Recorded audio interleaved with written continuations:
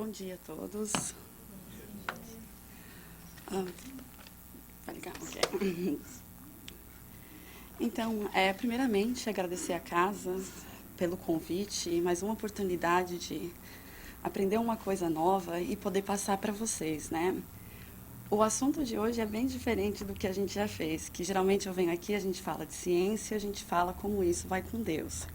Mas como nós sabemos, o Espiritismo é ciência, o Espiritismo é filosofia e o Espiritismo também é religião. Então agora a gente vai trazer um pouquinho, eu, né? Vou trazer um pouquinho da filosofia e como isso vai com o Espiritismo, né? Às vezes isso pode parecer um pouquinho complicado, porque esses são pensamentos de pessoas bem avançadas, a gente tenta fazer o mais simples que pode, mas eu peço para vocês manterem uma cabeça bem aberta, que vai fazer sentido no final, prometo. Então, a consciência do ser. O que é o ser? Somos nós, certo? Eu sou um ser, você é um ser, você é um ser. E vamos entender o que é ser a Mariana. O que é ser você? Para a gente poder entender melhor como isso cabe nesse plano de reencarnação que a gente vem, né? Então, primeiro a gente precisa entender o que os séculos de filosofia quis nos dizer o que é ser a gente. E, logicamente, a gente tem que começar no berço da humanidade, que é a Grécia. E vamos falar de Sócrates e Platão. Sócrates começou a escrever isso 400 antes de Cristo. Então, só para vocês verem como isso já faz há muito tempo que a gente sempre se pergunta quem eu sou, o que eu sou. E o que Platão quis nos dizer? Platão nos disse que nós somos dois. Somos corpo e somos alma. E para Platão, a alma é o nosso consciente, é o nosso conhecimento. Só que para a gente entender o que é o corpo, o que é a alma de Platão, a gente precisa primeiro entender isso. Okay? O que é isso? É a teoria das formas de Platão. Platão acreditava que existe uma coisa perfeita, mas a gente nunca vai ver essa coisa perfeita. A gente vê uma forma dessa coisa. E o que ele quis dizer com isso? Ele deu esse exemplo aqui. Ok, nós temos 3 prisioneiros, dá para ver aqui que eles estão com a perna e o braço preso, então eles não podem virar. E aqui a gente tem uma luz, vocês não ligam que eu estou tremendo não, tá? Tem uma luz e tem aqui fantoches. Então, o que está acontecendo? Eles estão vendo um teatro de sombras de fantoche. Só que porque eles não podem virar e ver isso aqui, para eles a sombra é a verdade, certo? Eles não sabem que a verdade está aqui. Então, é isso que é a teoria da forma. A gente não pode ver o que é verdade, então a gente acredita que o que a gente vê é o real. E o que isso tem a ver com o corpo e a alma? De acordo com Platão, a alma vem do mundo invisível, que é o mundo das formas. E tudo que a gente está aqui é a sombra, é o que a gente acredita que é verdade, mas a gente está vendo de lá. Então, para você ver, Platão, 400 anos antes de Cristo, milhares de anos antes do Espiritismo, já estava falando disso, de reencarnação e o mundo espiritual e alma, né? Então, é isso. A nossa alma tem todo o nosso conhecimento porque ela vive no mundo invisível, que é o mundo da verdade. E o nosso processo de reencarnação é o que faz a gente ganhar conhecimento. Então, para Platão, a gente não ganha conhecimento aqui, a gente ganha conhecimento lá em cima, certo? E como é que Platão conseguiu convencer todo mundo disso? Como todo filósofo faz, argumentando as coisas, certo? E quais foram os 4 argumentos que Platão fez? O primeiro, cíclico. Então, o que Platão quis dizer? Tudo tem um oposto, e o oposto depende um do outro. Que exemplo fácil da gente ver isso? O dia e a noite. O dia e a noite são opostos, mas a gente precisa ter o dia para a gente ter a noite, e você precisa da noite para você ter o dia. É um processo cíclico de opostos, certo? Então, o que Platão pensou? Se eu estou vivo, eu viro morto. Mas e se eu estou morto, o que eu vou virar? Por que o dia virou a noite e a noite virou o dia? Então é claro que se eu estou vivo, eu viro morto. Se eu estou morto, eu viro vivo. Então, foi aí que Platão conseguiu se convencer que existe a reencarnação, porque tudo está conjunto, opostos se necessitam, certo? O segundo argumento foi o argumento de relembrar. Então, a gente sempre vê esses vídeos no YouTube de um menininho de 3, 4 anos tocando piano melhor do que muita gente que toca 20, 30, 40 anos, certo? E é isso. É o processo de... o conhecimento é divino, então, quando a gente está lá, a gente aprende, e quando a gente vem para cá, a gente relembra isso. Então, esse foi o segundo argumento de Platão, de que pessoas relembram conhecimentos do passado, então tem que ter uma reencarnação, tem que ter uma alma divina. O terceiro argumento de Platão foi a alma não pode ser destruída. E Platão é muito branco e preto, né? Então, assim, opostos. Então, Platão virou e falou assim, o que é o corpo? O corpo tem várias partes. Eu tenho braço, eu tenho perna, eu tenho boca, cabelo, muitas partes. O corpo muda. Eu era um bebê, aí eu virei uma criança, aí eu virei um adulto e eu virei um velho. Eu estou mudando. O que mais é o corpo? O corpo é mortal, certo? Todo mundo, e sinto informar para vocês, mas todo mundo aqui um dia vai morrer, né? Porque é o que o corpo faz. E o corpo é muita sensação. Então, o nosso corpo é olhar, é tocar, é ouvir, é sentir o gosto das coisas. E por isso que o corpo é humano. Então, o que Platão disse? Ok, se a gente tem o corpo, o oposto do corpo é a alma, então a alma é tudo oposto do corpo. Então, a alma tem poucas partes, a alma não muda, a alma é imortal, a alma não é sensação, a alma é inteligência, e se o corpo é humano, a alma só pode ser divina. Então, esse foi o terceiro argumento de Platão. E o último argumento de Platão foi, de novo, voltando a esses opostos, né? Porque o Platão adora comparar tudo. E o que ele falou? Vamos pensar numa grande pedra. Pedra enorme. E se a gente rolar ela numa descida, ela vai começar a bater, ela vai perdendo pedacinhos, certo? Então, um dia, algo que era grande pode ficar pequeno. E um dia, alguma coisa que é pequena, que nem uma bolinha de neve, que se a gente for rolando, ela fica grande, certo? Então, Platão falou isso. Se as coisas vivas viram mortas, então as coisas mortas viram vivas. Por causa disso, o que era grande pode ficar pequeno e o que era pequeno fica grande. Então, Platão adorava comparar os opostos para poder entender melhor os dois. E sabemos todos que Platão, o professor de Platão era Sócrates. E Sócrates não escrevia, né? Sócrates nunca escreveu nada. Quem escrevia era Platão. E Platão conta para nós uma história que Sócrates contou para Fedro, que é sobre a origem da alma. E Sócrates explica que a alma é que nem um carro alado. É um carro puxado por 2 cavalos alados, ok? Um cavalo é dócil e o outro é o oposto, é o desordeiro. O que quer dizer o oposto? Eu não quero que a gente pense que o oposto de bom é mal, que o oposto de dócil é terrível, né? Não. O que Sócrates quis dizer com um animal desordeiro? Um animal que tem muito instinto de paixão, instinto sensual. Então, ele é levado às suas paixões, né? E esse carro, ele é dirigido por um homem, que se chama Razão. E esse carro puxado pelos 2 cavalos, só andam no mundo celeste, circulando o mundo divino, pegando conhecimento. Só que o que acontece? Um dia os cavalos perdem as asas, cai no mundo físico, entra dentro de um corpo e fica nessa vontade de voltar para o mundo divino. Então, por isso que, às vezes, a gente vê alguma coisa que relembra a gente de uma vida passada, a gente fica feliz sem saber por quê.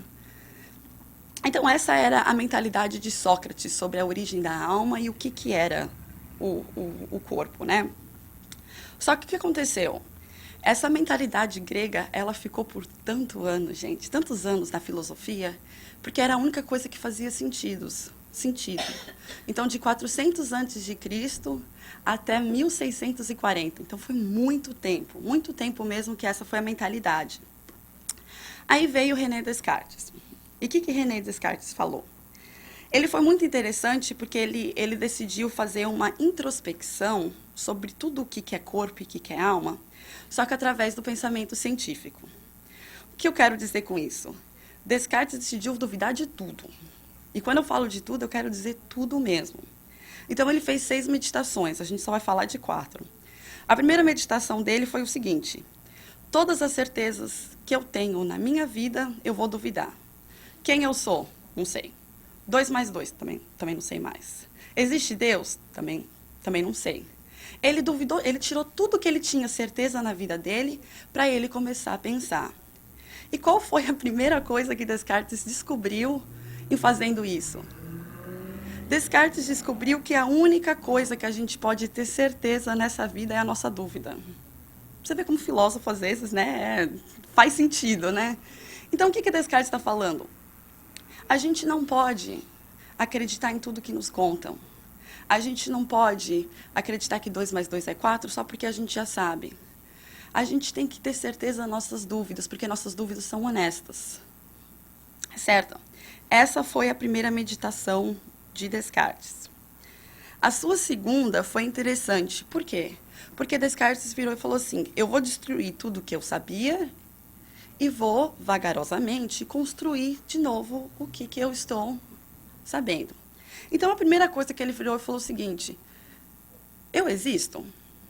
Então, Descartes começou a pensar: como é que eu posso provar que eu existo? Eu estou aqui, mas, tipo assim, isso não faz nada a ver, porque eu posso estar me iludindo, né?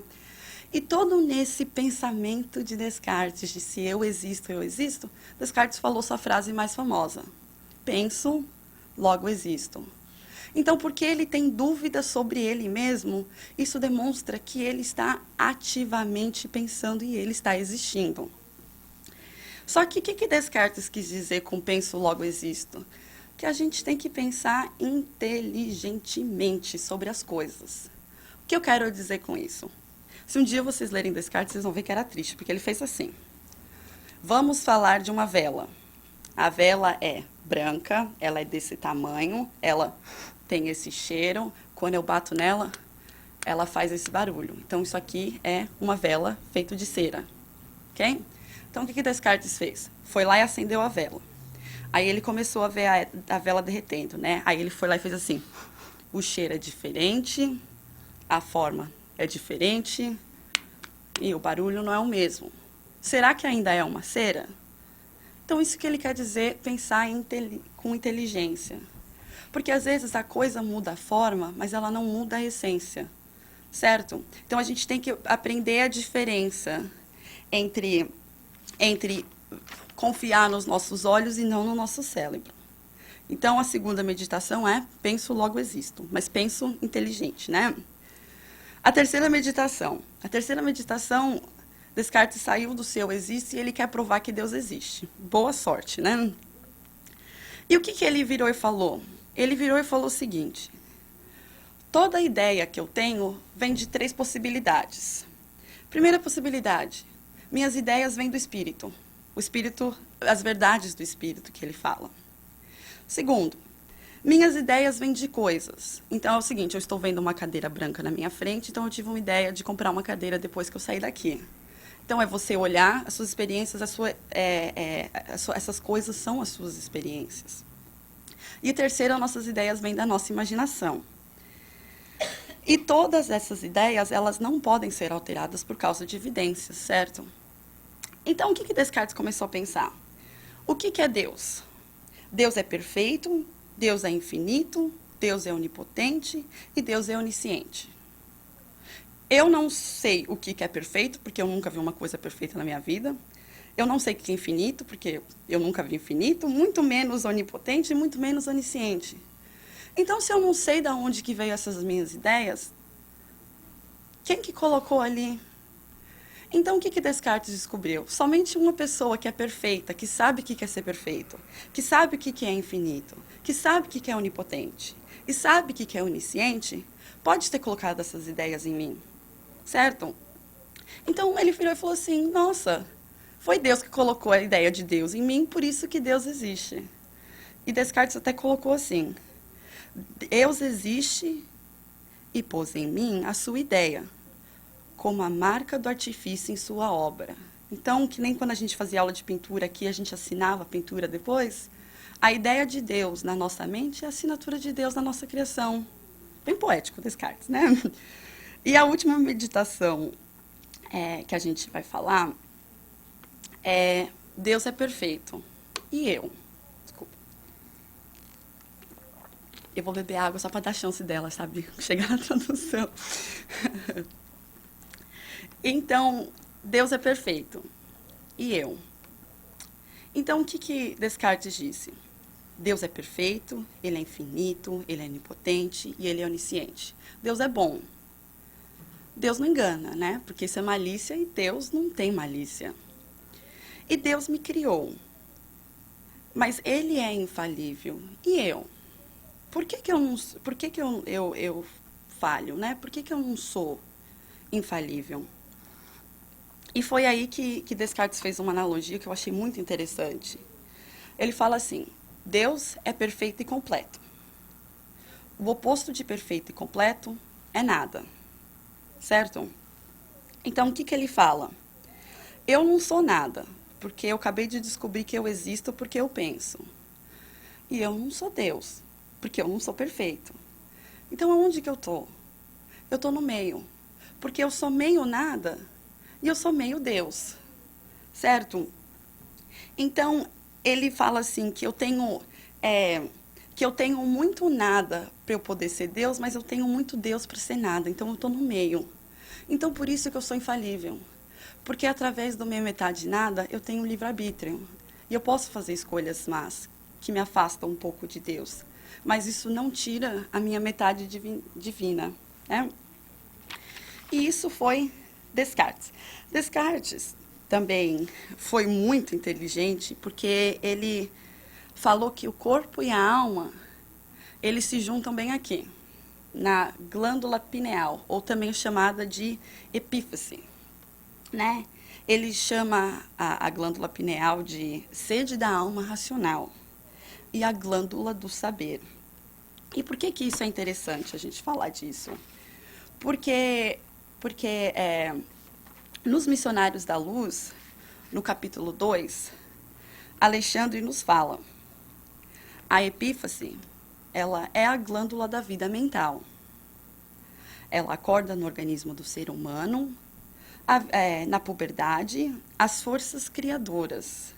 E, em seguida, continua a funcionar como o mais avançado laboratório de elementos psíquicos da criatura terrestre.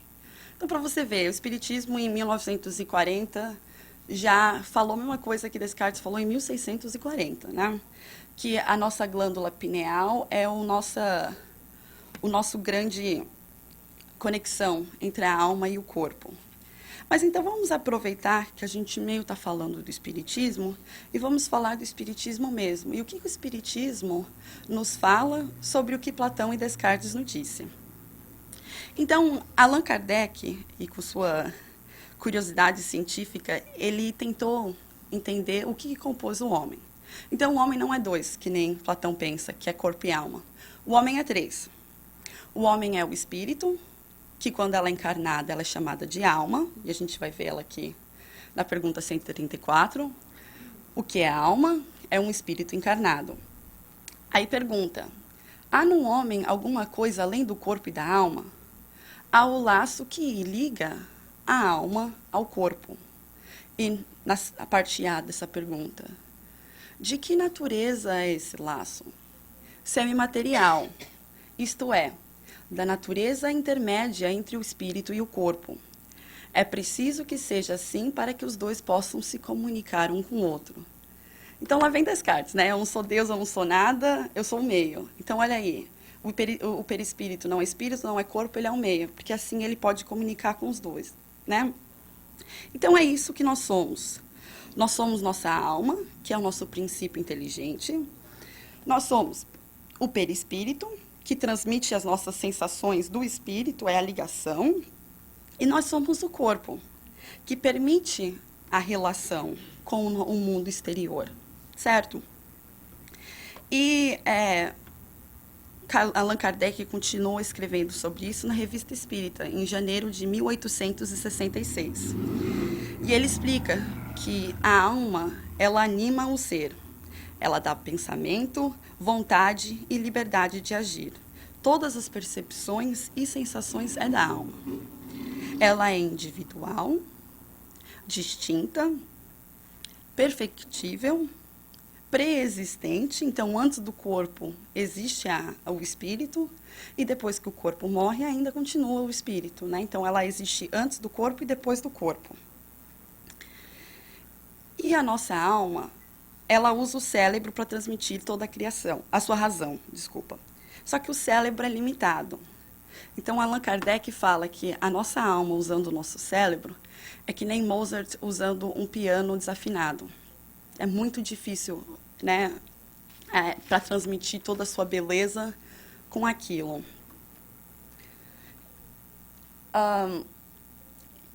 Só que o que acontece? O que é interessante é que essa conexão do espírito com o corpo, ela é quando a mulher está grávida, ainda não há uma conexão completa, né? E depois que o bebê nasce, ainda não continua com essa coisa completa. A nossa reencarnação só é perfeita, assim, completizada mesmo, com 7 anos. E é interessante porque a ciência nos conta que até os 7 anos de idade, a sua glândula pineal ela está em sono. Então, olha para você ver a ciência mostrando o espiritismo, né? Os dois juntos, bonitinhos. E no Missionários da Luz, o Alexandre, de novo, nos explica, né? Que logo após o renascimento, inicia-se o período de assimilação, diferente das energias orgânicas, em que o eu, reencarnado, ensaia a consolidação de suas novas experiências. E somente aos 7 anos de vida comum, começa a presidir por si mesmo ao processo de formação do sangue. Então, por quê? Porque é interessante a gente pensar assim, né? O que é a nossa reencarnação? É a gente vir aqui e corrigir os erros que a gente fez na vida passada. Mas se na vida passada eu era cabeça dura, o que adianta eu vir nessa vida agora e continuar com a cabeça dura que eu era? Então, esses 7 anos é a chance de a gente aprender de novo com nossos pais, com as pessoas que estão ao nosso redor, para a gente poder mudar um pouquinho essas características, para a gente ter essa nova chance. Então, é isso que o Espiritismo meio que fala sobre a filosofia dualismo do corpo, né? Corpo e alma. Agora a gente sabe que nós somos 3. Aí, o que acontece? Quando a gente teve Descartes, e Descartes trouxe toda essa dúvida de novo, né? Que ele virou e falou assim, gente, para de cuspir tudo que vocês leram nos livros e pensa um pouquinho. Descartes abriu uma porta nova para a filosofia que foi fantástica. E foi aí que começou a meio que sair dessa eu sou divino e sou humano, e começou a vir mais entender o que o homem é. Então, veio Locke, logo depois de Descartes. Locke é inglês, e ele faz parte todo dessa filosofia inglesa que começou depois de Descartes. E Locke virou e falou para a gente assim, sabe como Descartes pensava que as nossas ideias vêm da verdade do espírito, ou da nossa imaginação, ou das coisas? Isso não é verdade. Nós vimos da nossa sensação e da nossa reflexão. Então, sensação é externa, é o sol batendo na minha pele, certo? E a reflexão é o que eu sinto sobre isso. Então, Locke foi uma das primeiras pessoas que fez a filosofia do ser muito mais pessoal. É o que você sente e o que você entende disso. E depois veio o Berkeley, né? Que o Berkeley falou assim, não, está todo mundo errado. Você ser você é as suas vivências. Certo? Então, ele é que nem Tomé. Eu tenho que tocar, eu tenho que ver, eu tenho que lamber, sei lá o que ele quer que ele faça. Mas só assim é que eu consigo ser eu, por causa das minhas vivências. Certo? Então, o que aconteceu? Por que a gente tem que falar isso também, sair um pouquinho desse corpo e alma e falar disso? Porque aí vem Freud. E assim, eu sou apaixonada por Freud, tá? Então, se vocês verem meus olhinhos brilhando aqui, é por causa disso. Porque Freud foi muito inteligente em entender o que é ser um homem, certo? Freud fala que nós somos três. E não é alma, corpo e espírito, né? Perispírito, espírito e corpo. Freud fala que a gente é o id, o ego e o superego. Okay? E o que é isso? O id é a nossa paixão. O id é impulsos animais e aquela coisa bem básica. É meu desejo, minha necessidade e o meu querer. O id até contém o nosso libido, né? Nosso desejo sexual. E o Freud explica assim: o id desconhece o julgamento de valores, o bem e o mal. Completamente ignora a moralidade. Okay. O id está com nós desde a nossa nascença e ele é o nosso inconsciente. É a parte da nossa personalidade que a gente nunca consegue saber, né? Então, é aquela história. Eu quero um carro novo agora. Aquela criancinha, sabe? Eu quero doce agora, e bate o pé. É o nosso id. Aí vem o ego. O ego é o nosso mediador. E o ego é a razão. E é engraçado que a gente sempre que a gente compara, né, de novo os opostos, entre paixão, a gente sempre pensa que a razão é o completo oposto, né? Freud fala que não. Que a nossa razão, ela está muito ligada com as nossas paixões. Por quê? A nossa razão quer satisfazer os nossos desejos, a nossa paixão. Só que faz isso com razão. Então, é assim, você quer o carro novo? Ok, vai trabalhar então, junta dinheiro. Esse é o nosso ego, é o mediador entre o que você quer e como chegar lá. E, por último, vem o superego. E o superego é a nossa moralidade, é os nossos valores, né? E o superego, ele vem da nascença. Ela é as regras e comportamentos que a nossa mãe fala, ensinados pelos nossos pais também. E ela sempre tenta inibir o id. Então, o oposto de paixão é nossos valores. E eu tenho certeza que todo mundo aqui já viu em vários desenhos animados o que é o id, o ego e o superego. É isso aqui. É o diabinho que fica no ombro e o anjinho que fica no outro, né? Então, é aquela coisa. Esse aqui é um exemplo perfeito, é um exemplo que eu passo todo dia com o meu id. O id fala assim: nossa, tá vendo aquele bolo de chocolate? Você realmente quer ele, né?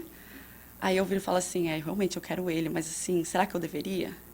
Aí vem o superego e fala assim: não, você falou que você ia começar a dieta hoje, né? Aí eu falo pro id: realmente, eu ia começar a dieta hoje.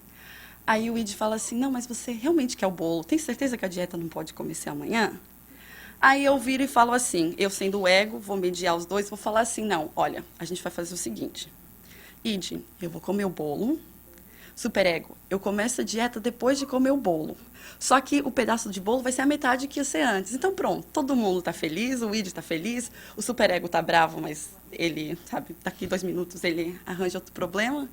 E é isso que Freud explicou. E a gente sempre vê isso, né, em desenho animado. Isso aqui é um dos meus filmes favoritos da Disney. E é isso. É o demoninho no ombro, um anjinho no outro, e a gente debatendo se a gente deve ou não deve, pode ou não pode. E isso é o id, o ego e o superego. E Kardec meio que quis saber como é que a formação do nosso caráter, né, o nosso superego, como é que a gente pode trabalhar nele?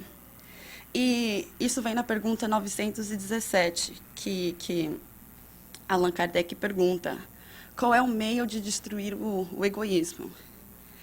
E a resposta em si, ela é muito bonita mesmo. Mas o que ficou comigo é isso aqui. O que Allan Kardec fala sobre o seu comentário que ele faz depois da resposta. E Allan Kardec fala assim: bem entendida, a educação constitui a chave do progresso moral. Quando se conhecer a arte de manejar os caracteres, como se conhece a de manejar as inteligências, pode-se-ão endireitá-los, como se faz com as plantas novas. Mas essa arte exige muito tato, muita experiência e profunda observação. E foi Kardec que meio que fez eu querer falar um pouquinho dessa palestra e o conceito do ser. Aí vem a pergunta, que sempre vem, né? Mas por que, o porquê dessa palestra? E o que eu quis passar aqui para vocês, e a gente vai poder agora entender bem. A reencarnação, ela nos explica que estamos aqui para consertar os erros da vida passada. E assim, eu lembro que quando eu tinha meus 7, 8 anos, eu falava para o meu pai assim: pai, eu estou aqui na Terra porque eu vou curar o câncer. Eu vou acabar com toda a fome da África. Era a minha mente de criança, né? Que eu ia ser coisa assim, sabe? O próximo Madre Teresa de Calcutá, sei lá o que eu pensava. E meu pai sempre, não, são sonhos bonitos, que gracinha, vai, estuda muito e faz isso. Só que agora eu entendo que a minha missão aqui é consertar todas as besteiras que eu fiz na vida passada. Certo? E o próprio... E como é que a gente pode consertar os nossos erros? E é muito simples. É conhecendo a gente mesmo. E Sócrates nos disse isso, e até o Espiritismo fala que é uma das maiores verdades que existe. Sócrates nos disse: conheça a ti mesmo e conhecerás o universo e os deuses.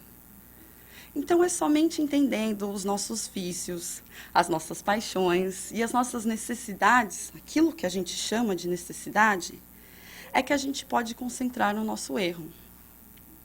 A gente precisa entender que realmente a gente é metade de Deus, mas a gente também é metade de nada. Que a gente não pode só ficar focando em tentando aquela metade divina e tem que aceitar a nossa metade nada, que faz erros, que vai precisar de aprender de novo, porque a gente não fica chateada com a criança quando ela faz um erro, né? Ela não sabe. Então a gente tem que, primeiro de tudo, aprender a perdoar a gente dos nossos erros. E é entendendo isso, entendendo o nosso id, que a gente pode usar a nossa razão e os nossos valores para a gente edificar o que a gente é. Então, vou começar comigo. Sim, eu sou egoísta, às vezes até demais. E sim, às vezes eu falo demais sem ter nada a dizer, como vocês podem ver, às vezes, em umas palestras, né? E às vezes eu sou muito teimosa, teimosa mesmo. Minha mãe fala que é porque eu sou taurina, mas não, é defeito de fábrica mesmo. Mas olha aí, eu vendo o que eu sou, eu posso começar a sair desse nada que eu sou e dar meios passos para Deus. E assim eu posso ser metade egoísta e metade altruísta. E sabendo que eu falo demais, eu posso aprender a ficar um pouquinho mais quieta, né? E sabendo que eu sou teimosa, eu posso começar a dar um pouco de espaço para novas ideias e acertar algumas certas mudanças. E é assim, conhecendo quem você é, que faz nos entender os nossos erros que a gente cometeu nas vidas passadas e o motivo que a gente está aqui para consertar. Porque isso minha mãe sempre me falava, meu pai também. Na vida, o aprendizado é mandatório, mas o sofrimento é sempre opcional. E às vezes a gente pensa que é o contrário, né? Mas não é. Então, eu vou dar para vocês o conselho que eu sempre escutei da minha vida, e eu tento obedecer muito. Primeiro de tudo, as orelhas que estão mais perto da minha boca é a minha. Então, eu preciso escutar o que eu estou dizendo e aprender com o que eu estou querendo passar para os outros. Essa é a minha primeira lição sobre mim. E 2, e essa é a mais difícil, na minha opinião, para mim. A pessoa mais importante nesse mundo, para você ser sincero, é você mesmo. E se você estiver habituado a mentir para você mesmo, que chance que você vai ter para ser sincero com os outros? E se eu estou satisfeita com a minha própria mentira, como é que eu posso pedir honestidade dos outros, gente? Se eu estou ali vivendo naquela negação, negação, negação, como é que eu posso esperar que as pessoas me tratam melhor do que eu me trato? Bem difícil, né? Então, conheça a ti mesmo. Porque é uma coisa que eu falo muito com as minhas crianças, que eu estou dando aula agora de criança, né? Nesse mundo de super-heróis, às vezes a gente fica esperando aquela pessoa de capa vir nos salvar e procurando aquela pessoa que sempre parece que chove quando ela aparece, né? Para culpar. É você que é o vilão da minha história. Mas a gente precisa aprender que o vilão, o nosso vilão, ele usa o nosso corpo e ele usa a nossa voz. Porque o nosso próprio vilão é a gente mesmo. E a gente tem que aprender também que quando o assunto é erro, A mão que apredeja é a mesma que me afaga, e adivinha o que? É a minha própria mão. Eu sou o meu pior pesadelo, com certeza. E a gente também tem que lembrar que existe ação e reação, e isso é a lei do universo. As ações de hoje vão levar às reações do dia de amanhã. Então vamos começar a conhecer a minha fraqueza e a sua fraqueza, e trabalha com ela. Porque uma coisa é certeza, a chave da felicidade está na sua mão. Ok? E para terminar, eu só quero contar para vocês uma historinha, que essa palestra, o conceito do ser, ela veio porque no meu primeiro ano na Stony Brook, lá em Long Island, eu tive que fazer essa aula de filosofia, o conceito do ser. E a gente teve que ler uma história que eu, como espírita, eu achei a história hilária, porque ela era bem assim. É um homem chamado Daniel Dennett, ele é um filósofo. E ele conta pra gente a história de que o Departamento de Defesa veio para conversar com ele falando o seguinte: Daniel, a gente precisa de você, e só você que pode resolver esse problema. Aí o Daniel já fica, opa, pode falar, eu aceito, né? Aí falam o seguinte: olha, nós estamos construindo uma nova arma nuclear. E ela é para chegar até o centro da Terra e ficar lá. E quando for necessário fazer as coisas, a gente manda ela de lá. Só que o que acontece? A gente foi fazer um teste em Tulsa, cidade de Oklahoma, e a gente só conseguiu chegar a 1 milha da onde que a gente estava. E a gente precisa que vá alguém lá para pegar. Só que qual é o problema? Essa arma nuclear está dando muita radiação e só afeta o cérebro. Então, você vai ter que fazer meio que uma cirurgia experimental antes de você ir. E o Daniel logo que concorda, né? Porque essas coisas a gente aceita de felicidade. Então, ele vai para Texas. E chegando lá, eles fazem uma cirurgia, que eles abrem a cabeça dele, tiram o cérebro, colocam o cérebro num vaso e fecha a cabecinha dele e coloca uma anteninha. Então, a anteninha dele agora recebe o que manda o cérebro, né? E ele acorda, ele olha assim, ele fica brincando com a anteninha, ele conta, né? Aí ele pede para ver o cérebro dele. Aí ele chega lá e ele falou assim que foi a coisa mais estranha da vida dele. Porque ele não conseguiu pensar, aqui estou eu olhando para os meus próprios olhos, ou aqui estou eu vendo eu pela primeira vez, sem ser um espelho. Não, ele fala assim, meu Deus, é um cérebro, o que eu faço? É eu, não sei. E aí ele foi num processo todo de reabilitação para poder aprender a andar e fazer tudo isso sem cérebro, tá? E aí mandaram ele para Tulsa. E ele chegando lá em Tulsa, ele estava todo empolgado, né, que ele estava fazendo tudo isso. De repente ele viu que ele ficou surdo. E logo depois ele ficou cego. E logo depois ele não conseguia falar. E de repente quando ele vai ver, ele está de novo no Texas, ele está ao cérebro. Aconteceu um sério problema e o corpo dele ficou lá em Tulsa, sendo comido pela radiação. E ele ficou muito deprimido durante 1 ano.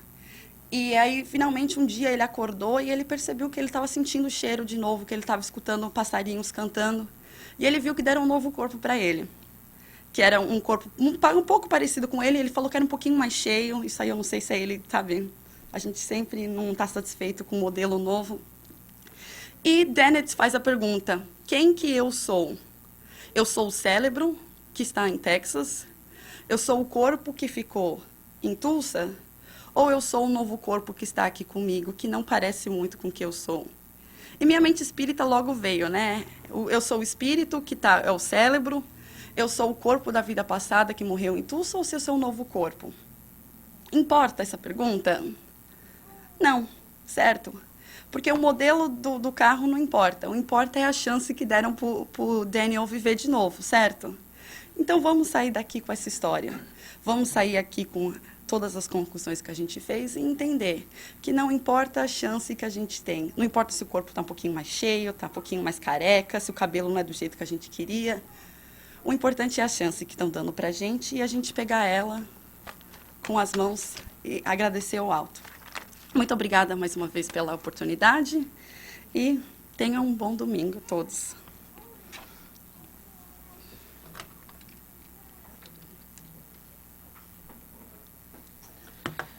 Muito obrigado a você, Mariana. nós te agradecemos. Simples, né, gente? Como diz Emmanuel, Deus é tão simples que esconde sua sabedoria na simplicidade.